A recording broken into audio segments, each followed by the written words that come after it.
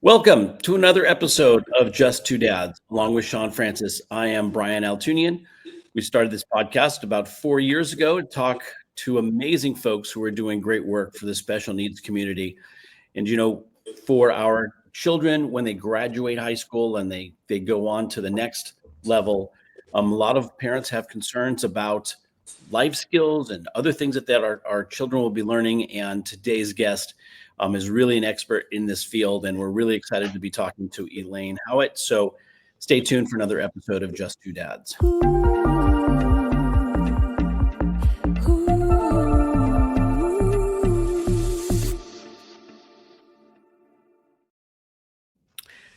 Thank you for joining us. Again, I'm Brian Altunian along with Sean Francis and our guest, Elayne Howitt. We know you have a lot of choices when it comes to listening to podcasts. Hopefully, you'll get some value out of today's conversation. We appreciate you listening in and participating. And hopefully, if you find value in the conversation today, you'll hit our like and subscribe and share this information with families that you think would benefit from today's conversation. We're excited. Sean has had some experience with our guests, so I'm going to let him introduce her, and we're going to get into today's conversation. Excited to be here. Sean, to you, my friend. I am really thankful, grateful, and excited about about the platform and the fact that we get to have these amazing conversations with people. I'm especially excited about today's guest. She is someone who has been working with the FACTS program. She was going to talk about exactly what that program is for 27 years. Prior to that, she worked with the health group for 5.5 years. She's always wanted to work in special needs. And I have a deep affinity for people that choose that as opposed to it being chosen for them as a result of having a child with special needs, because that's a higher level of selflessness in my opinion. So we'll talk about that as well, and her entire story, what has gotten her to where she is today, working in that program. Please welcome to Just Two Dads, Elayne Howitt. Great Welcome, to have you. Elayne. Thank you. Elayne is the special educator and the department chairperson with the Burbank Unified School District, and works with the FACTS program. So, Elayne, why don't we start with telling us a little bit about? Let's start with talking about a little bit about the program itself, and then we can kind of get back into you and your story and your path and what led you there and everything. Sure. So the FACTS program stands for Foothill Area Community Transition Services.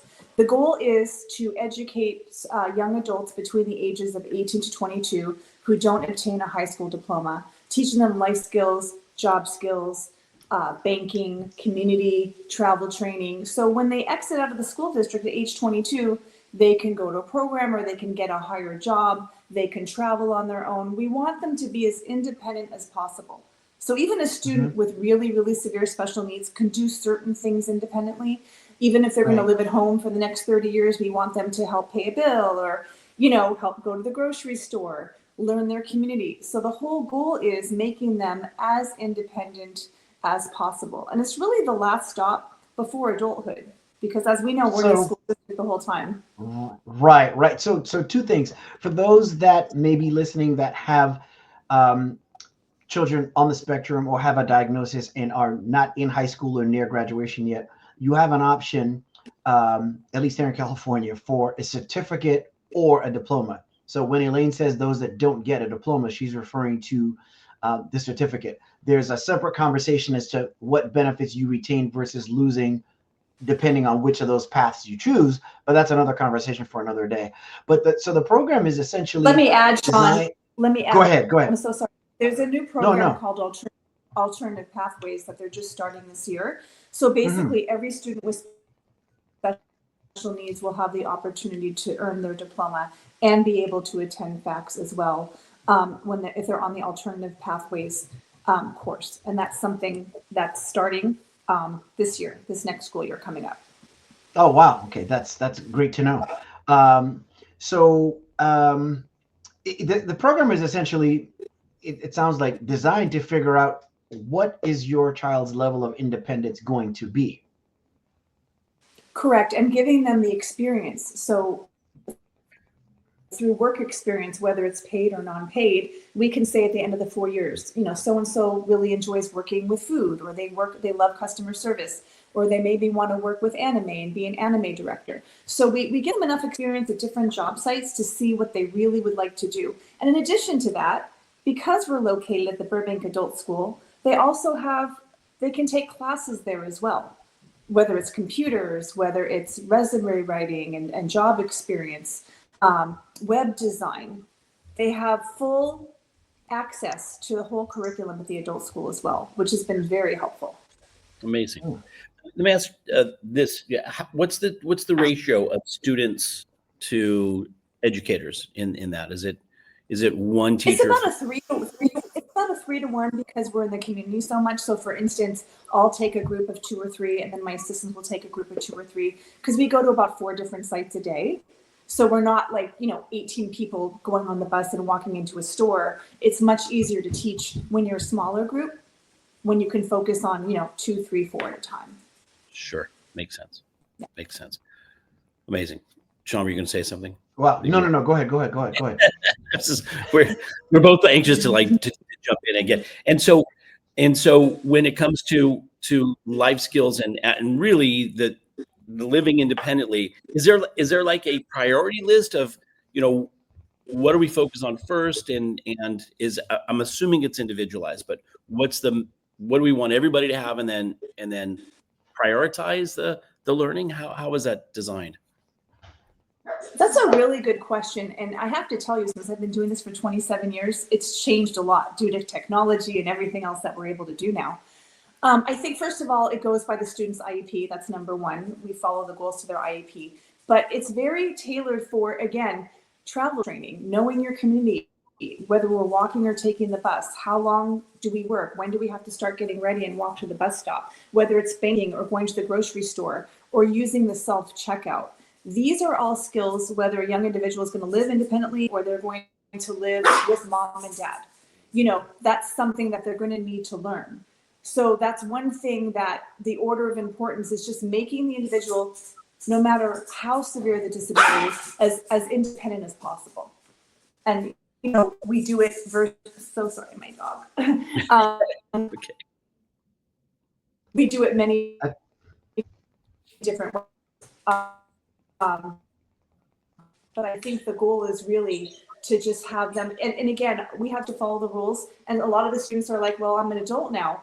And we say, no, that's right. We want to make you, you're still living with mom and dad, so there are rules. However, maybe you're at home and you can pay one of the bills, or you can go to the grocery store for mom and dad. We do that as well, where parents will send us a list and we will help them buy things, use the self-checkout, figure out how much it is with tax, live within a budget. And these are all things they'll need the rest of their life. I was going to say, I think every child needs that, Well, you know what? I was looking at an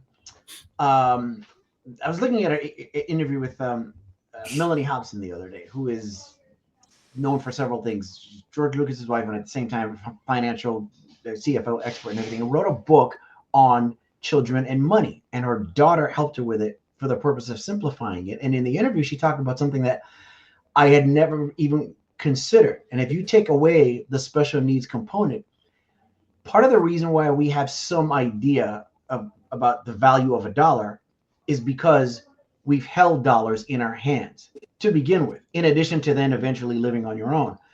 But most kids today, special needs or not, neurotypical or otherwise, don't hold money in their hand because everything is electronic. So, there's more of a challenge to have that take place. But we had an instance with Elijah where I didn't know, what he thought, because he'll buy things and he seems to think that it doesn't run out because it just comes from wherever it comes from and you push a button and you buy it. But we were at the drive-thru at McDonald's and I just said to him, we gave you some money for lunch the other day. Why don't you hand me your backpack so we can use your cash? And he might not know the value, but he knows what runs out, because his response was, no, I do not want to use Elijah's money. I thought, okay, I guess at least we know he's getting that there. But how much of a challenge do you think that is for your students to know their value, since they don't generally hold dollars in their hands the way we did growing up? That's a great question. Let me give you some examples. So Okay. a lot of times, let me just tell you, I have kids that are older, and my youngest son is 24 and a half. And, my son taught himself calculus on YouTube. He's really smart, but then he'll FaceTime me from the grocery store going, what do I do? What are the prices? Things like that.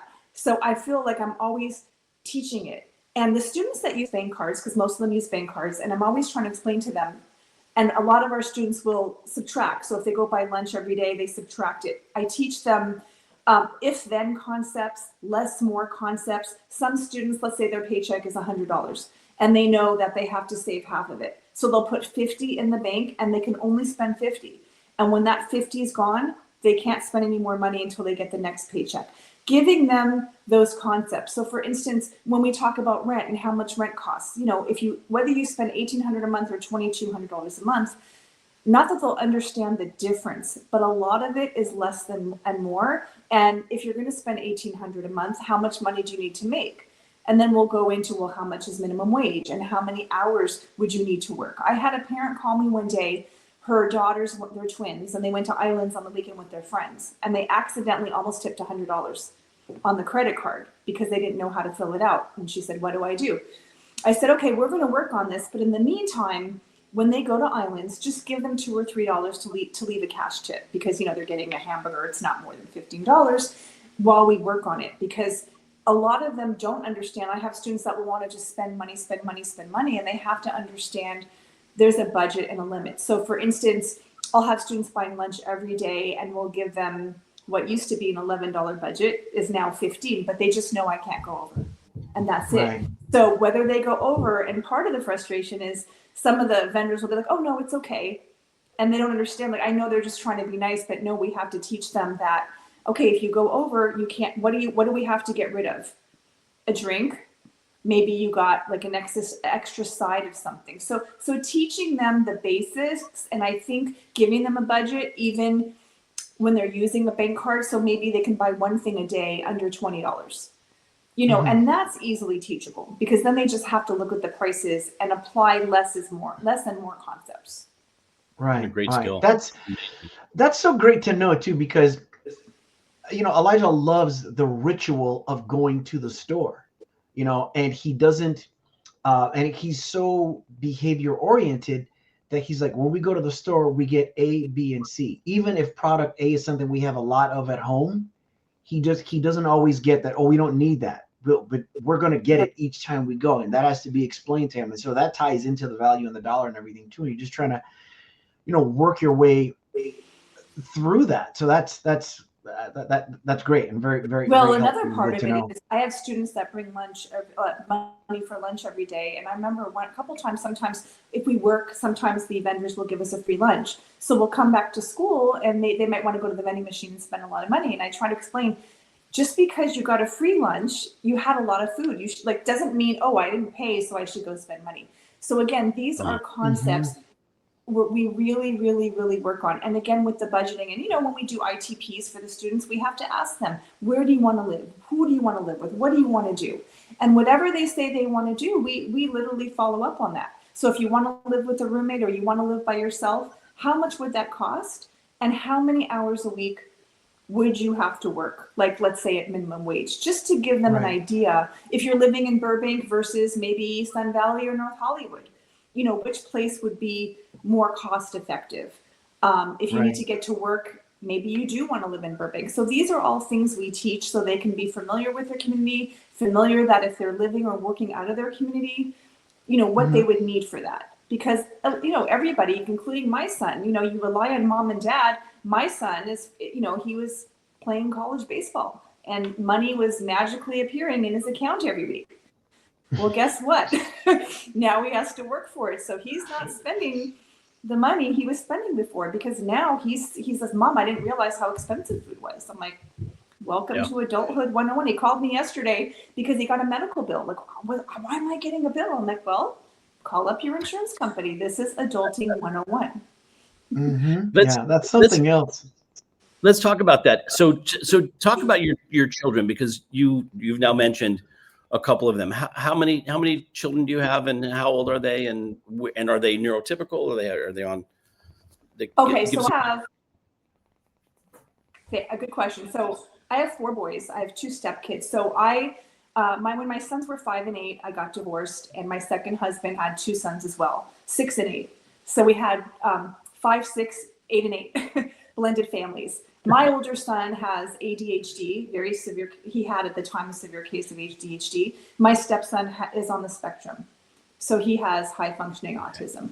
So a lot of times, and I like to tell this to parents also, like you said earlier, Sean, when you were making the introduction, we do this because we choose to do it. You know, people that go into special ed choose special ed, and there's a reason that we do that. And having a son with ADHD, having a stepson with autism, I want parents to understand that we teachers, administrators, we understand it on every level. When I started 27 years ago, the numbers just have gone up. They've gone up exponentially, and I'd be remiss to find somebody who didn't know somebody, a family member or a close friend that had some type of disability, or were on an IEP, or were on a 504 plan. So I looked at how my son, my oldest son now, who never cared about school, he would, he'd be missing, he'd have a C in math and he's missing 30 assignments. I'm like, imagine if he put me through the ringer, love him to death. And now he has his master's in finance and he's living in New York and he's killing it. And I once asked, I said, let me ask you a question. I said, you're obviously doing great. You did well. I was praying he would just get into college. I said, why did you make me so crazy? Like, what was it? And he looked at me, he said, I don't know. I just didn't think it was important at the time. And I thought that was fascinating. And I use my kids a lot when I explain to parents because I can see their frustration. And I think it's important that they know we're going through something. So when I met my second husband, he did not want to label my stepson. And I understand he didn't want to label him with autism. He didn't want to have him tested. And it took a couple of years. And finally, he relented. And my stepson was able to get a lot of services.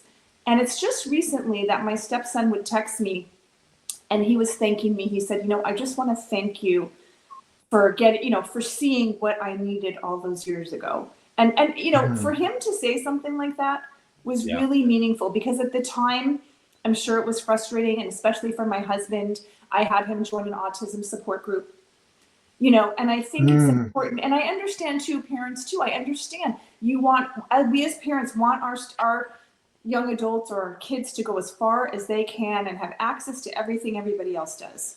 That's what we want. And then at a certain point, we have to step back and say, okay, what is best for them? And yes, I'm labeling my stepson, but look at the services he got because of it. And I think it's just important that everyone's aware we're all here to help each other. We're all on the same page. We're just like a big communal family. Like it doesn't end at 22. We still have adults that come by and see us and relationships with parents. It doesn't end. I remember when my son was in kindergarten and he wasn't going to see his teacher anymore. He said, am I going to see Miss So-and-so anymore? I said, probably not. Does that make you sad? And he said, yeah. And I thought to myself, and just like you said earlier, Sean, I think when people, new parents come to the FACS program, it's scary. I mean, your young adult now is out of high school and they're coming to a new program and it's very scary. And I would like to hope that we're able to ease their fears. They can be with their friends. And it's just as scary when the students age out. And you want to hear from somebody that can put you in. I put people in touch with parents whose young adults are thriving post-FACS. And I think it's important that they know that we're all here to help. No matter, I have 40-year-olds. I run into students now that are in their late 40s that, when I started 27 years ago, they were 22 years old. And I'm like, oh my gosh, but I'm glad you brought that up. Because I was going to ask you that. I have this habit of asking these compound questions, and Brian and I talk about try not to do that. In this case, they're very related. So I wanted to ask 2 things in the following order, which is, and the answer may vary depending on IEP goals and things of that sort. But what does a typical day look like in the FACS program, especially for someone that's listening, considering the program? And then 2, if you have any idea, maybe the answer is very varied. What do things look like post FACS for most of the kids, most of the students? Do they live on their own? What is the situation like? So those 2 things. Okay. So the first one, as far as the schedule, so basically we're housed at Burbank Adult School, which is really nice because we're housed with adults. You know, sometimes when I walk on the high school campus, I get anxiety because, you know, there's passing periods and everyone's running around. It's very adult and it's very quiet and very calm. And we're with our adult non-disabled peers. And we have access to classes and things in the community that we should have access to. So we start off and we do our functional academics in the classroom. So if we're working on money math, we'll work on that in the morning, and then we'll go in the community and use it practically, like at the store. So we don't do regular academics like algebra and government and things like that. Everything we do is functional in nature. So time management, functional math, you know, adding tax and tip, and going to the grocery store and something's 2 for $5 and you might only want one of them. What does that look like? Making budgets, making grocery lists, functional reading, reading maps, reading signs, estimating time. These are all things we start in the classroom, and then we leave for different times depending on where we're going. We have to track the buses. Each group goes to a different place, and then we go to our respective sites. And then the students that bring lunch, we decide, okay, where do you want to go for lunch? And sometimes groups will meet up with each other. Sometimes other classes will run into each other in the community. And then we come back to school between 12:30 and 1, and then we have our hour of social activities for the students. But sometimes we'll do like job club, where we'll go on YouTube and we'll do videos on how to appropriately dress, how to give eye contact, what's expected in a job interview, resume writing. These are all things that we do. If it's any holiday, like the classes get together, sometimes other students will come in and socialize and say hello. Usually on Fridays, all the classes cook, so we go grocery shopping. Some days I'll do travel training where we'll say, okay, where should we go today? And it's out of Burbank, but it's great because we teach the students, you know, what time do we have to leave and how much time do we have, especially teaching them to pay attention on the buses. I've had students, I'm like, okay, you need to know we're getting off, and they'll be on their phone and we'll miss the stop and we'll have to get off 4 stops later. And they're not happy about it, but they don't do it again because they've learned, oh, I better pay attention. Like, just because we're there, we want them to be independent, especially when we're on the job. So usually from 9 a.m. to between 10 and 11, we're on the job. And we want them to go up to the supervisors there. We're just there to support, but we don't want them to become too dependent on us. We give them a lot of choices. How are we getting there? Where should we go for lunch? What's the way to get there? What time do we have to go back? So these are all things we do throughout the day. And you asked part, what was your second part? Yeah, the second part was, and it may be difficult to answer because it varies depending upon each student, but what do most of them choose? What does life look like post program? Okay, that's also a good question. So the goal is basically to get them a higher job. That's the goal. The frustration I found is because when our students are working with us, they're part of the workability program. So we're either doing nonprofit or we're doing workability, and they're paid by the state. So it's kind of a win-win for everybody. And when you want to hire somebody, what I'm finding frustrating is, and I actually wrote my master's thesis on this, and I'm happy to loan you a copy. It's called Transitioning Students with Disabilities into the Workforce. So what I found is, as an employer, right, you want someone that can do 100% of the job, right? If you're going to hire somebody that can only do 50% of the job, it's not as productive. They did have years ago something called sub-minimum wage, where let's say you roll 100 silverware an hour, but maybe Elijah only rolls 20. He would get paid 20%. It gets you in the door, but they don't do that anymore. So, and then there's something I wrote about in my master's called job carving. So for instance, the Sharkey Studio City, they're very good at working with us. He actually offered my student a paid job just to roll silverware. Now, they don't hire someone just to roll silverware, but he actually offered him that opportunity because he got to see how he worked. Ma's Italian Kitchen, we were there for lunch last week, and he actually told my students, if any of you wants to work this summer, I'll give you 3 hours a day. I mean, these opportunities are really fewer and farther between. Yeah. But when we make these connections with these job sites, we don't want it just to be, okay, we're working for you, you're not paying us, and you don't know who we are. And, you know, we want them to know who we are. We want them to counsel them and help them when they need help. That's the whole goal. I do have a former student that works at Nickelodeon Studios. He's been there 10 years. He's an amazing artist, and he works on a show called the Loud House. We're going on a tour soon. I mean, it's just amazing. And I think, like, how often do you guys go out and see a special needs person working? Maybe a handful of times. I was at Porto's a few months ago, and for the first time ever, I saw a special needs greeter. And I was so happy. Like, that made me really happy. Wow. I had another student that applied at a movie theater. And you would like to think, well, you can just take tickets, but that's not the case. You have to take tickets. You have to work concessions. You have to, take money and deal with that. So I think it's a matter of finding these employers that can think about outside the box and give these opportunities to our guys who maybe can't do the math and, have the stress of taking orders when they want 10 things on the side and, things like that, and giving them the opportunities. And I'm really blessed that the past few years, I have been able to find, especially with Sharky's and Ma's Italian Kitchen, these employers that are just so wonderful with our students and giving them opportunities. And I know I can get a couple of my guys directly hired from these specific places. Incredible. Wow, that's great. I'm writing down Ma's Italian Kitchen. I'm like, okay, yes. I want to support these kind of places. Sorry, go ahead, Brian. For sure. Elayne, the program sounds incredible.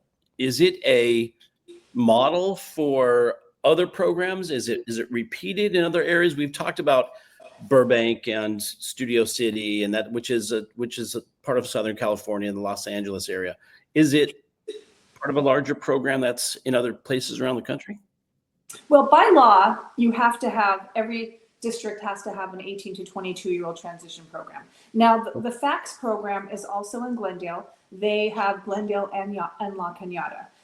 Pasadena has their own program. I forgot the name of it, but every district has their own program and they all look different, but the goal is the same: 18 to 22-year-old transitional life skills and job skills. And you just described school districts in, again, Southern California, in the state of California. Is that true throughout the state of California? And is that true in other states as well? I'm not 1,000, I know it's California, absolutely. And I believe other states have to have it as well. But I know that the services are different. In California has a lot of great services. I've helped family members in other states where I don't think the services were as good as they are in California, like especially with regional centers and things like that. But I believe that every state has to have an 18 to 22. But I wouldn't bet on it, but I'm pretty sure. But especially California, absolutely. Yeah, it may be difficult to put into words, but when you spoke, when you talk about students that are, in their 40s and you see them succeeding, the student that is at, Nickelodeon, as best you can, describe what that feeling is like, that experience. You just get a sense of pride, with your own kids, when you see somebody that's just thriving and succeeding and you've had a part in their life. A lot of parents will thank us, and a lot of times thank you for trusting us with your individual. I wish I could say that I saw more students in their 40s and 50s, working. That is our goal, and we try to do that the best way we can. But especially my students, a lot of them have access now to community colleges, and they're taking advantage of that, which I think is amazing. It's just a great sense of pride, when they come up to you and you can see how they've grown and they're thriving. And, most of them are with their families, but we do have students that live semi-independently, which is also, really, really nice. Again, working with parents who are nervous, what's going to happen when I'm 60 or 70? I don't think I mentioned, but my ex-husband's uncle had Down syndrome. And I remember his grandparents were in their 80s and they're like, we don't want to pass away, and then what's going to happen to him? So they put him in a program where he can come home on weekends and they can see he was okay. And I always remember that when I tell parents. Another story that sticks out with me, when I first started, I had a student, he was born typical. He was hit by a car when he was 10. He was a quadriplegic. And his mom was a nurse and she had to quit her job to take care of him. And, when he was 22, he was a bigger guy and she was a tiny woman. It was really hard for her. And I'll never forget this. And I said to her, do you ever think of putting him somewhere, maybe a placement where he could be with his peers and come home the weekends and give you a little break? And she looked at me and she said, who's going to take better care of him than his own mother? And I couldn't answer because she's right. She's right. Sure. Yeah. And I thought, oh, like if it's just some way they can get some sort of break where he can be well taken care of and happy, Mm-hmm. you know. Yeah. And I think like for parents too, we're always trying to, you know, we've done parent nights and we ask the parents, what's the biggest concern? Most of it is what's going to happen when I'm not here anymore. Yeah. You know, Yeah. I've had parents that have bought a house and actually put caretakers in there and housed a couple people that they can live independently. And I think that's awesome. And I think there's a lot of strength in the parents that can talk to each other and put together ideas because everybody's in the same boat, right? And, Right. you know, like I told you, when I had told my second husband about the support group, he was in there and actually he ran into his divorce lawyer and she had a special needs 35-year-old that was living independently.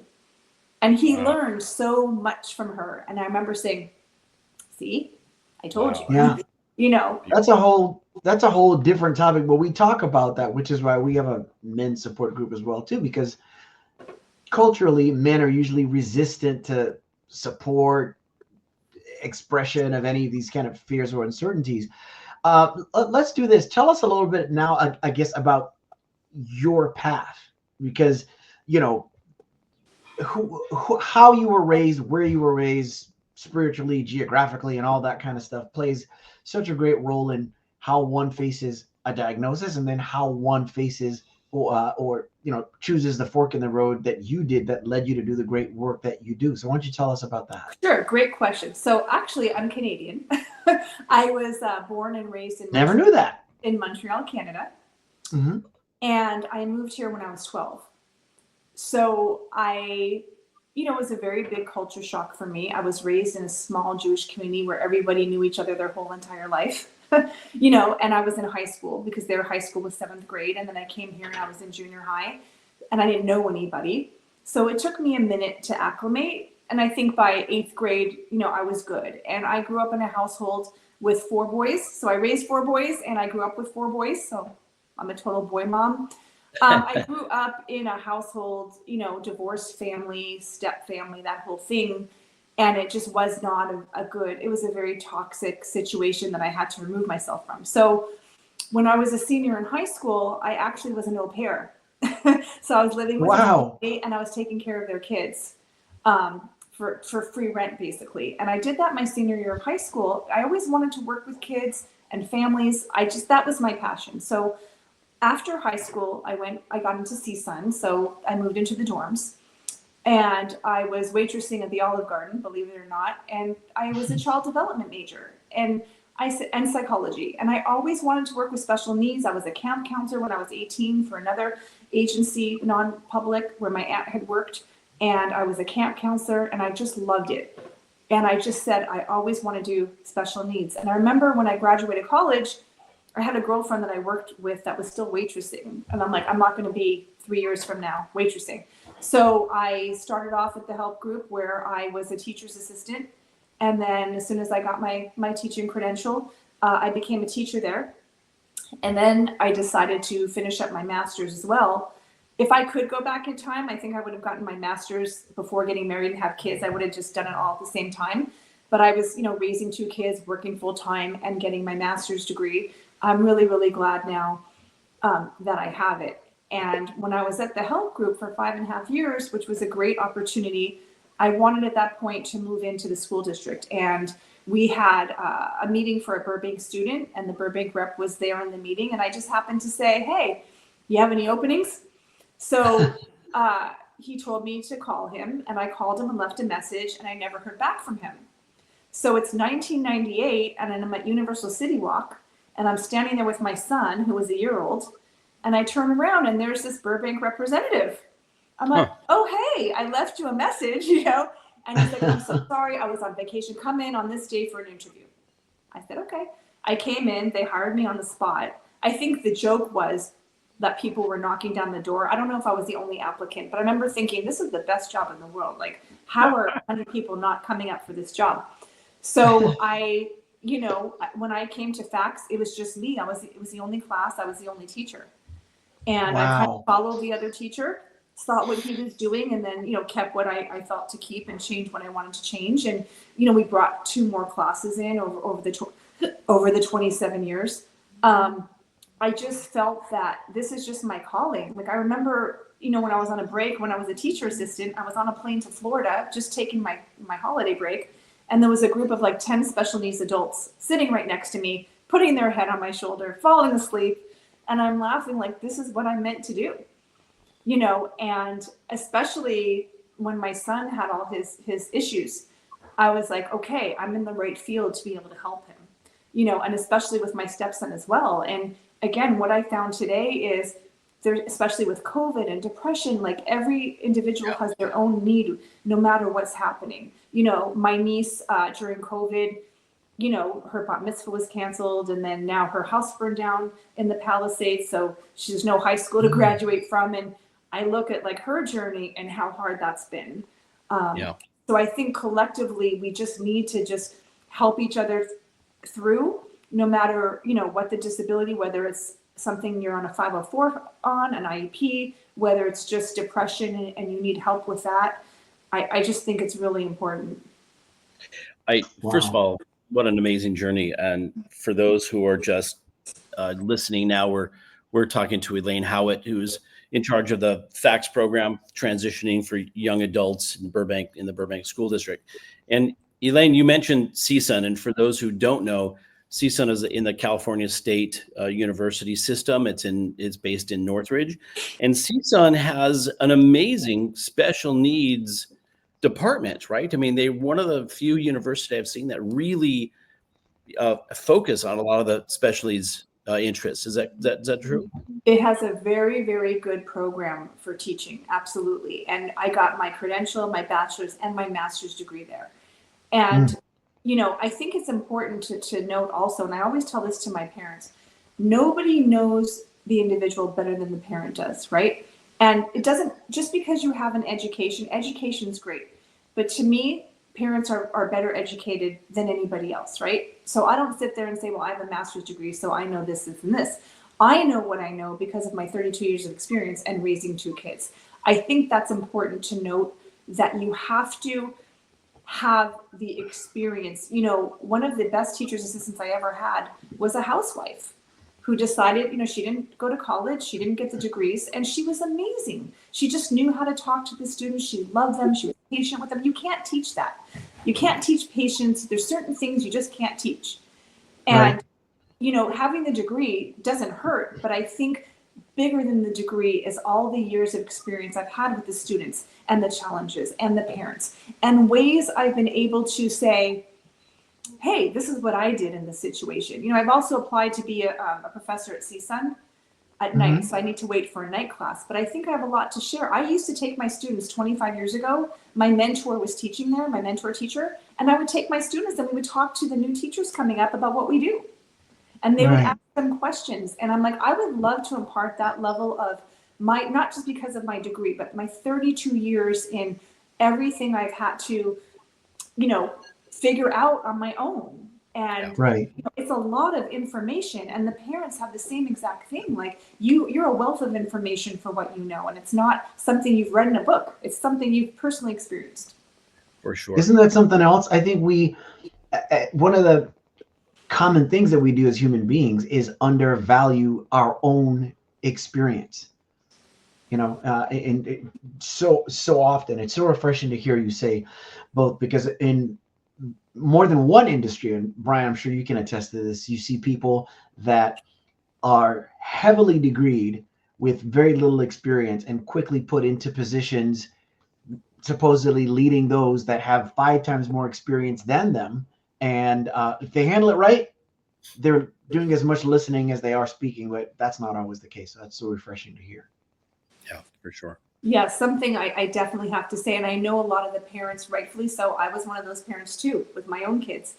You're afraid of the unknown, and I think that's like what you said earlier, Sean. You could talk to parents, the teachers, the program, and I think it's really reassuring when somebody knows, oh, okay, you're in good hands. We all work together. And I tell parents, like the teachers at the high schools, we're all working together. We all know each other. We all have bonds that are very, very strong.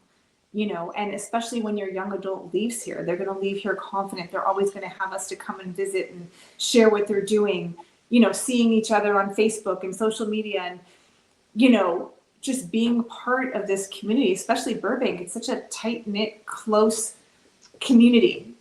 It is, and it goes by fast. And to be really transparent, we've had struggles with the FACTS program simply because we were so blessed with a fantastic team that Elijah had for his years of high school. We've been pretty blessed with everybody that's been in his path, his entire experience in that district. But since it's so much of a change, having going from high school to an adult program, he's had struggles in terms of just doing something that's different. The structure is different, all of those things. So it makes me very, very thankful for people like yourself who are there to kind of, to bridge that gap. It's been quite an experience. Well, one thing we try to do too, especially for someone who's very schedule oriented, because we all know life isn't like that, right? So if I have a student that's really stressed, we have to make the bus. Sometimes we'll miss it on purpose. Oh, we missed it. Okay, what can we do? Sometimes schedules changes. When Elijah reaches 22 and he goes into the adult world, the schedule is going to look very different, right? We all know that we don't know what life throws at us, and we have to be prepared. And I think that's the good part about it, because it is so unpredictable. And that's one of the things that we teach, is how to get around and how to have a plan B. That's a really important aspect to what we do, because in the adult world, if you have to get to work and you might be late and, things could happen, maybe you don't feel well one day, or, your schedule might change. And I think that's a really, really essential component to what we teach. Mm-hmm. Yeah. And again, I think that these, learning this set of skills is so important for every child. And especially, I think, Elayne, you bring up a really good point. The pandemic changed so much for our younger population, from socialization to interpersonal communication. And even those who are neurotypical, I think, have had a lot of, you mentioned depression, anxiety, I think has been something that's been talked about a lot. So being able to get grounded in sort of a foundation, a lot of times parents don't even know.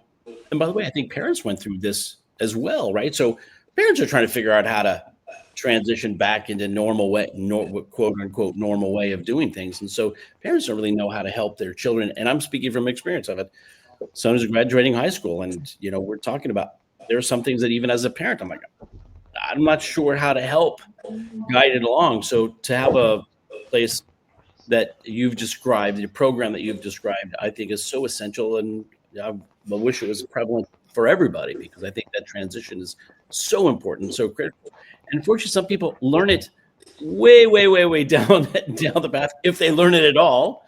And that interpersonal is a bit of a challenge. So, and this is something we all need. Your kids need it. Our kids need it. Sure. I'm finding that even, my son yesterday calling me about his insurance thing, and I'm like, you'll figure it out. And that was hard for me, because normally I'm like, what's the number? I'll take care of it. And I didn't do that. Mm-hmm. I'm not doing him any favors. And he taught himself calculus on YouTube. He could do this, and today he already called me. Okay, I did this, this, and this. I'm like, fantastic. And I'm not enabling him, right? Because I'm guilty of that too. And I tell my parents too, because they'll say, I'm sorry, I'm a helicopter. I'm like, I'm the queen of helicopters. I get you. And I think when parents, especially parents that feel you can understand because you've been through it yourself, I had a parent say to me once, she was frustrated, but just with years and years ago, not me, it was other things. And she said, you don't understand. Your life is perfect. Oh. And I know she was just frustrated. And I'm like, huh? What? Like, really? She didn't know the things that I was going through, right? And I think that I just looked at it like, I feel so bad that she feels so frustrated, that she feels that nobody's in her corner. Right. So we got that fixed really quickly, but it made me think, I want parents to feel that I'm not just, a department chairperson with a master's degree that's helping their individual. I'm someone with 32 years of experience that's been doing this through technology. I mean, we didn't have phones when I started. We couldn't track buses. The students will text me when they're not coming to school, or the parents will text me something, or I'll text them a picture of something. That's another thing I like to do. Really quickly, I just want to give you an example. When my son was in school, preschool, I'll never forget this. I was paying $700 a month 25 years ago. And I picked him up, and the teacher said to me, he did this, this, this, this, and this. I said, did he do anything positive in the 8 hours here? She said, no. So I went to the director. I said, look, if this teacher can't find one positive thing, we have a problem. I mean, I've had kids throw chairs at me, spit at me. I've never spoken to a parent like that. Tell me, yeah, your son had a hard time. He wasn't listening. We're going to work on this. So she calls the teacher in and she says, well, he did take a nap. I said, well, that's positive, isn't it? So then I thought to myself, how do these parents perceive me? And I remember there was one mom, once we were able to text. Every day I was having to text her something that had happened with her child. And I thought, God, this poor woman probably sees my name and goes, oh God, what now? So I'm like, I'm going to change the narrative. So one day her daughter was so cute. I just took a picture and I said, you know, if she gets any cuter, I just have to take her home with me. And every week or every 2 weeks, I would just send her something like that. And I could just tell now she doesn't see my name and freak out. And because that had happened to me, I'm a lot more aware of it. Like if I have to text a parent, the first thing I say, everything's fine. Give me a call when you can. Because, you know, I don't want to panic anybody because it's happened to me. And I try to be really, really aware of that as well. How the parents are receiving it and how it's affecting them. Beautiful. That's something else. And you know what I got from that too, is that empathy is important even in moments of frustration or crisis. Because when we think of a lack of empathy, we usually think of someone not understanding a person or judging them in a negative way. Where here we have a situation, an example you just gave, where a person is judging you in the most positive of ways, just thinking that you have no problems whatsoever. And it goes back to what we always talk about, which is that you really never know what someone is going through. No matter how bright the smile, you never know. You have no idea. No. I think the other thing that's important to know is that while you said, you know, some parents feel like there's nobody in their corner, I think a lot of parents feel totally alone, isolated, as nobody experiences what they are experiencing. And so what you're sharing is, you know, not only am I in your corner, but I've gone through this. And so, yes, you're not alone. And we say it all the time. You're not alone. We're one of you. You're one of us. You're one of us. Yeah. And I think it also speaks to the fact, you know, considering I've been with Burbank for so many years, a lot of our teachers have been with Burbank many, many years. It speaks to Burbank Unified as well as a district, as a caring district. You know, I work with supervisors who really, truly want the best for the individual. You know, we'll have meetings about, okay, what is best for them? You know, and I can't say that enough, that we're just a total team, the district, the parents, the educators. You know, we're really on the team of the individual and what's best for him. And pre-fax, post-fax, in adult life, you know, it doesn't just end because they're 22. Anyone that you would request help from would be more than happy to help. We're just, you know, that's why we do what we do. I have a friend who's a retired reading teacher now, and she just, anytime I need her help, she jumps in and helps. She just wants to help. No, it's an amazing community. We've had the privilege of speaking with Constantine Anthony, who's a Burbank city councilman, was the Burbank mayor for a period of time, who's been diagnosed with autism as an adult after his child was diagnosed with autism. And so this, again, we're blessed to have spent some time with folks in a position that in the community that are really helping families with special needs issues. So it's you know, great. when I retire, my goal is, I mean, my dream would be, I would love to open up a center for people with disabilities, like, you know, the Ed Asner. I'd love to open up a center and have a place for people to go. But I can tell you that when I retire, I'm still going to keep doing what I'm doing in a different capacity, because this is just what I love and it's my passion. You know, you don't go to school and do it for all these years. I don't know if you knew, but they say there's a 5-year burnout rate, you know, for teaching special ed, you know, and people that have, you know, gone the distance, we do it because we just love it. It's our passion, and it's not something we just want to end, you know. So any job I take after this is going to be related to helping. Yeah, it's not what you do, it's who you are. And it can be very thankless, teaching in general. When you go into a situation where you need to be 10 times the warrior because there's 10 times the need, then you're either going to be appreciated 10 times or it's going to be even more thankless. So what you do is greatly, greatly appreciated. Thank you. And thank you. Yeah.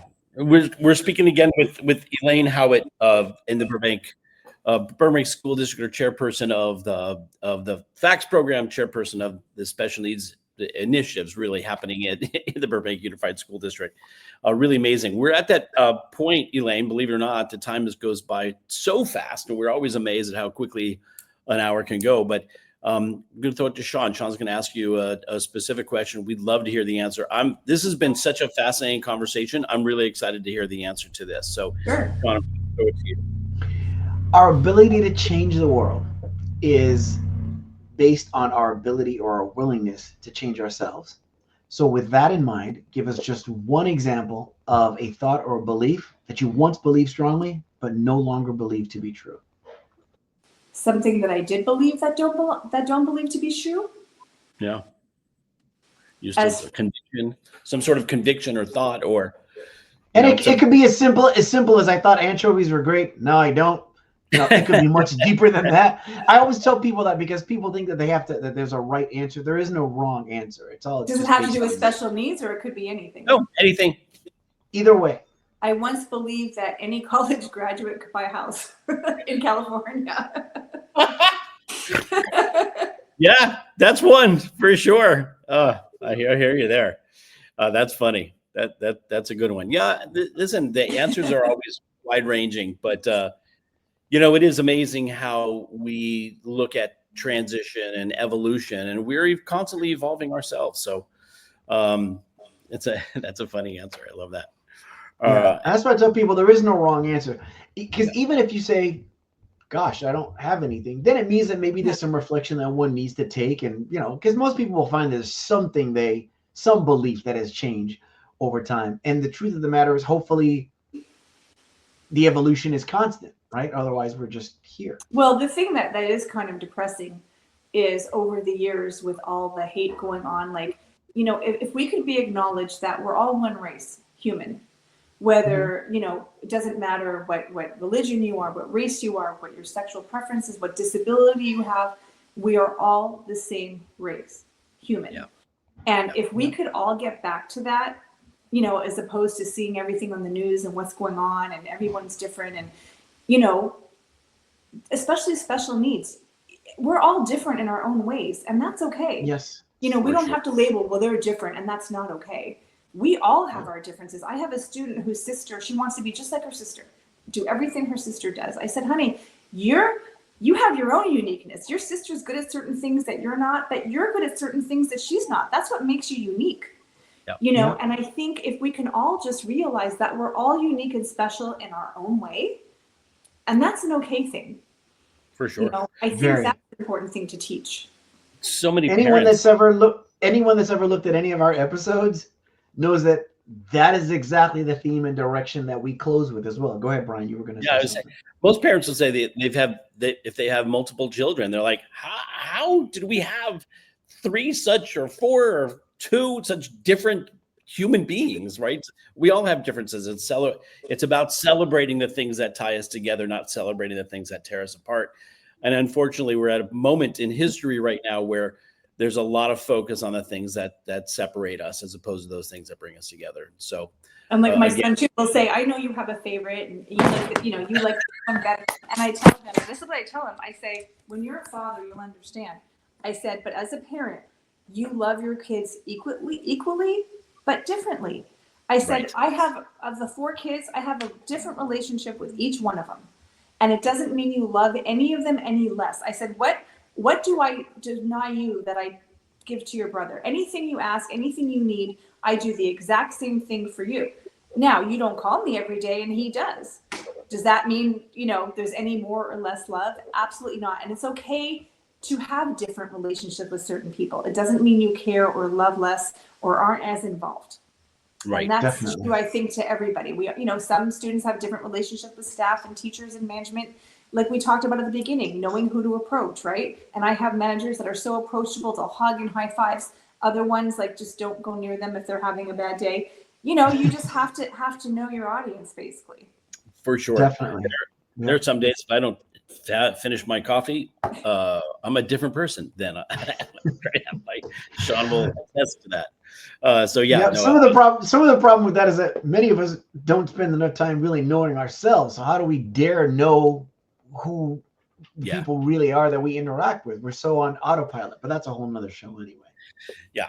Elayne, this has been amazing, eye-opening, and I'm so glad that we've had the time to spend with you.